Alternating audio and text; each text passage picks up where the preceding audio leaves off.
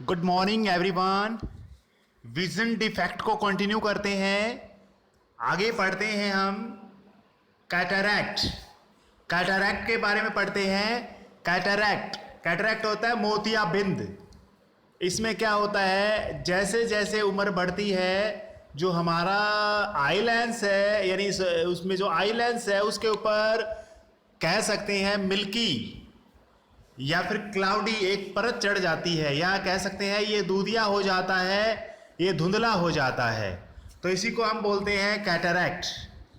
Sometime the lens of people at the old age, उम्र बढ़ने के साथ में जो लेंस है वो क्या हो जाता है, बिकम्स मिल्की एंड क्लाउडी, एक तरह से दूधिया हो जाता है और धुंधला हो जाता है। ये जो कंडीशन है, इस कंडीशन को हम कैटरैक्ट बोलते हैं, यानी मोतियाबिंद कहते हैं।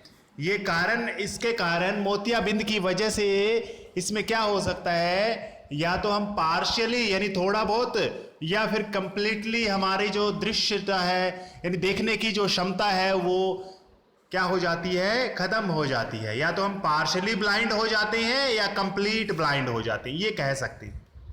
समझ में आ गया?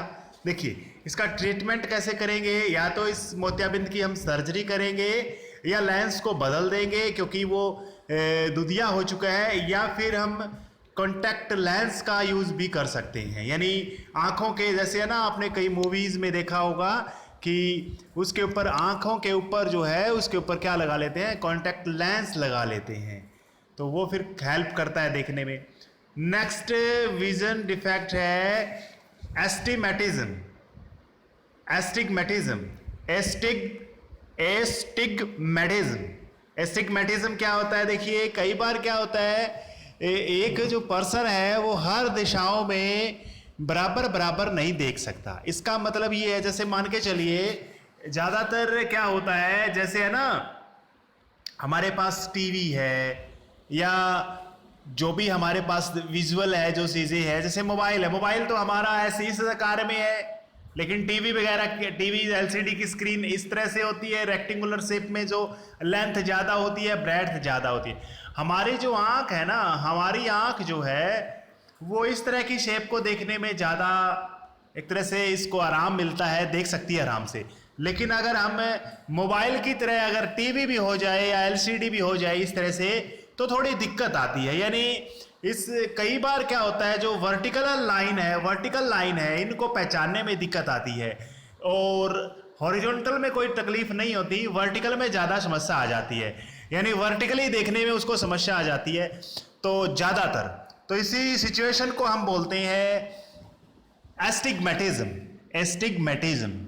When a person is unable to see equally in all direction, हर डायरेक्शन में इक्वली नहीं देख सकता, then the defect is known as astigmatism. इसका कारण क्या है, जो हमारा कॉर्निया है, कॉर्निया का जो साइज है वो क्या हो चुका है, एक तरह से डिफेक्टेड कह सकते हैं, वो बड़ा हो गया होगा किस तरह से, तो डिफेक्ट हो गया उसके अंदर। तो इसको करेक्ट कैसे करें, हम सिलेंड्रिकल लेंस लगा करके, क्योंकि उसका साइज इस तरह से कुछ लंबाकार हो गया है, तो सिलेंडर वाले जो सिलेंड्रिकल लेंस लगा करके हम इसको दूर कर सकते हैं। ठीक है, आज लास्ट का टॉपिक करते हैं हम अभी, इसके बाद में ये डिफेक्ट हमारे कंप्लीट हो चुके हैं। आज लास्ट का करते हैं ग्लास के जो प्रिज्म ग्लास प्रिज्म है उसके द्वारा किस तरह से रिफ्रैक्शन होता है। अब ग्लास की प्रिज्म आपने देखी होगी, तो उस ग्लास प्रिज्म के बारे में हम बात करेंगे। मैंने लिखा हुआ है रिफ्रैक्शन ऑफ लाइट किस तरह से करेंगे, बाय अ ग्लास प्रिज्म कह सकते हैं। देखिए इसमें कैसे होगा, एक ग्लास की जो प्रिज्म होती क्या है, उसमें आपको याद रखना है, ये जो मैंने दिखा रखा है, इसमें दो ट्रैंगुलर कह सकते हैं, दो ट्रैंगुलर बेस होते हैं, एक आगे की तरफ है एक पीछे की तरफ है, और इसमें तीन क्या होते हैं, ये खड़े इस तरह से दिखाई दे रही है आपको, एक इधर है, एक इस साइड में है, एक नीचे की तरफ है। तीन क्या होते हैं, लेटरल सरफेसेस होते हैं जो रेक्टेंगुलर होते हैं। ये ट्रायंगुलर होती है, दो साइड इसकी ट्रायंगुलर होती है, और तीन साइड जैसे एक तो ये दिखाई दे रही है आपको, एक इसके दूसरी साइड में और एक नीचे की तरफ है। नीचे की तरफ भी क्या है, एक इस तरह से देखेंगे तो ये नीचे की तरफ भी क्या है, एक रेक्टेंगल है। तो इसमें अगर प्रकाश जाएगा तो कैसे इसमें किस तरह से ये रिफ्रैक्शन होगा, क्योंकि आपको ये तो पता है कि जो ये हमारा प्रिज्म है ये ट्रांसपेरेंट है, ये तो है नहीं कि रिफ्लेक्ट कर देगा, रिफ्रैक्ट करेगा, बैंड हो जाएगी। रिफ्रैक्शन हमने किया था, देखिए इसमें रेक्टेंगुलर, इसमें बता दिया मैंने कि 2 ट्रायंगुलर बेसिस होते हैं, 3 रेक्टेंगुलर लेटरल सरफेसिस होते हैं, ये लेटरल सरफेसिस है। देखिए इसमें क्या होता है, जो ये सरफेस है ना एक दूसरे के ऊपर, जैसे ये सरफेस है, ये सरफेस है, आपस में एक दूसरे के ऊपर झुके होते हैं, इसको हम प्रिज्म एंगल बोलते हैं, एंगल ऑफ प्रिज्म बोल दो चाहे इसको, यानी ये वाला एंगल इसमें लिखा हुआ है, ये वाला एंगल कह सकते हो आप, ये वाला एंगल है ना।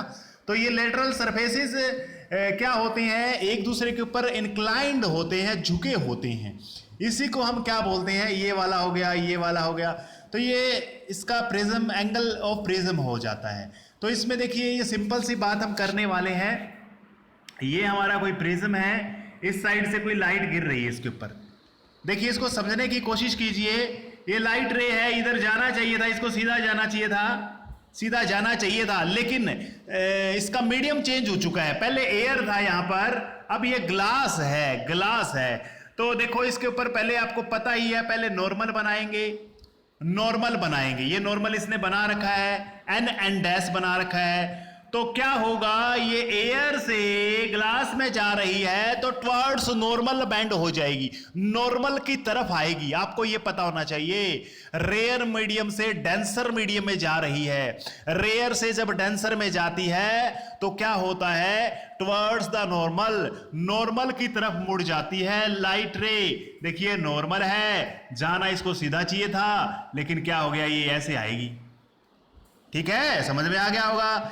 रेयर से सरल माध्यम से विरल माध्यम में जाती है ना, सरल यानी रेयर मीडियम से डेंसर।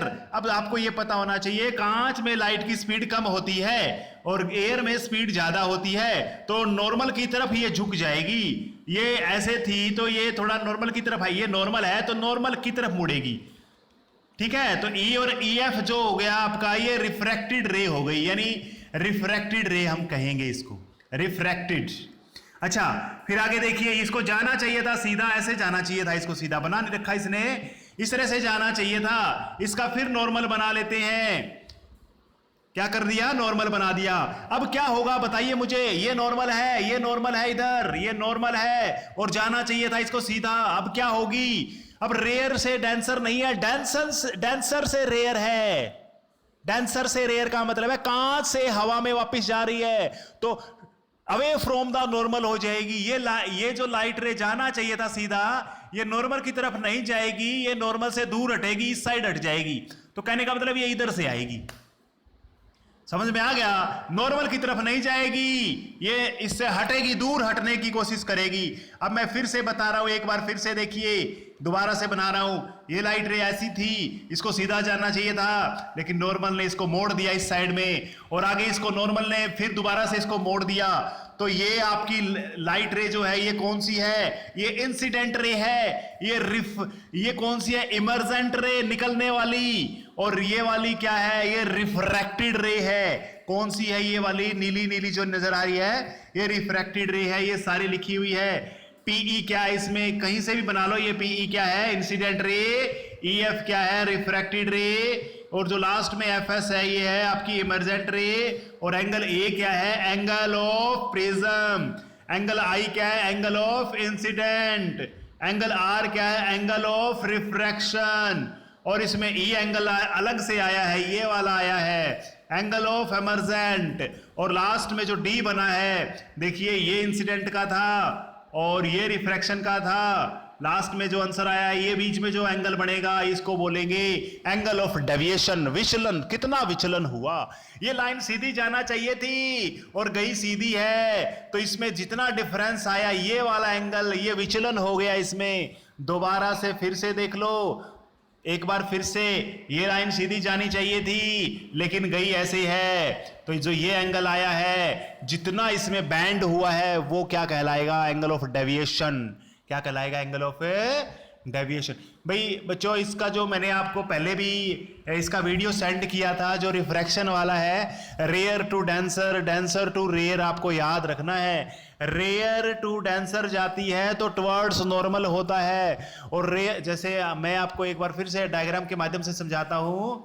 ये मेरे पास कोई भी एक कांच है, इधर से नीचे की तरफ ऊपर से कोई लाइट की रे आती है, तो देखिए क्या होगा, ये जाना चाहिए था, इसको ऐसे सीधा जाना चाहिए था, लेकिन ये नॉर्मल की तरफ मुड़ेगी, ऐसे जाएगी भाई।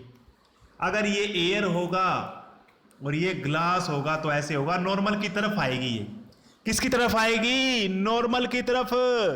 लेकिन अगर ये ऊपर ग्लास हो और नीचे एयर हो तो ये लाइन जो सीधी जानी चाहिए थी, ये अवे फ्रॉम द नॉर्मल हो जाएगी, ऐसे जाएगी भाई, नॉर्मल से हट जाएगी, दूर हटेगी, इधर चली जाएगी, दूर हटेगी नॉर्मल से। ये वाला नॉर्मल था, इससे दूर हटेगी, या इसके साइड में आएगी, या भाई या तो नॉर्मल की तरफ मुड़ती है या नॉर्मल से उधर जाएगी, तो वो मीडियम पे डिफरेंस होता है, मीडियम का डिफरेंस होता है। थैंक यू बच्चों, आशा करता हूँ ये वीडियो समझ में आ गया होगा। इसका मैं लिंक मैं आपको सेंड कर दूंगा, लिंक के जरिए आप इसको वॉच कीजिए और इसको लाइक कीजिए। थैंक यू, सब्सक्राइब कीजिए चैनल को। Thank you.